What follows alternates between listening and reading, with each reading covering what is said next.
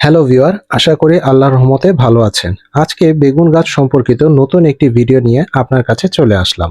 আচ্ছা, আপনার বেগুন গাছের বেগুনগুলোতে কি এরকম পোকা খেয়ে ফেলছে? দেখুন কি অবস্থা। এই পোকাগুলোকে যদি বিনষ্ট করা না হয় তাহলে গাছের সবগুলো বেগুনেই এরকম পোকার আক্রমণ দেখা যাবে এবং বেগুনগুলো খাওয়ার জন্য আর উপযুক্ত থাকবে না। এই ভিডিওতে আমরা এমন একটি কীটনাশকের কথা বলবো যে কীটনাশকটি ব্যবহার করলে এই পোকামাকড় থেকে আপনার বেগুনগুলোকে সব সময়ের জন্য মুক্ত রাখতে পারবেন।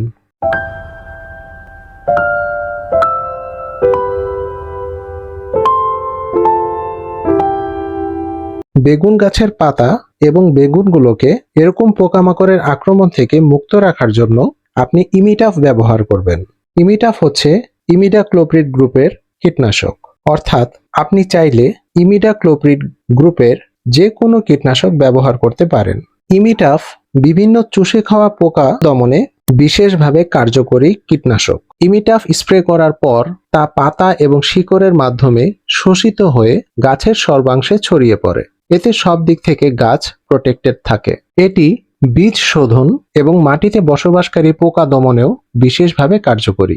ইমিটাফ ব্যবহারের জন্য আপনাকে 15 দিন পর পর 1 লিটার পানিতে 2 মিলিলিটার পরিমাণ ইমিটাফ মিশিয়ে পুরো বেগুন গাছ ভিজিয়ে স্প্রে করতে হবে। আর যদি দেখেন বেগুন গাছের পাতায় এবং বেগুনের মধ্যে অতিরিক্ত পোকার আক্রমণ হয়েছে, তখন হতে 7 দিন পর পর ইমিটাফ স্প্রে করবেন।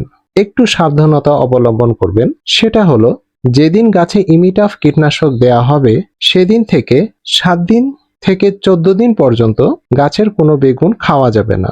আজ এই পর্যন্তই। পরবর্তীতে বেগুন গাছ সম্পর্কিত নতুন কোনো ভিডিও নিয়ে আপনার কাছে চলে আসবো ইনশাআল্লাহ।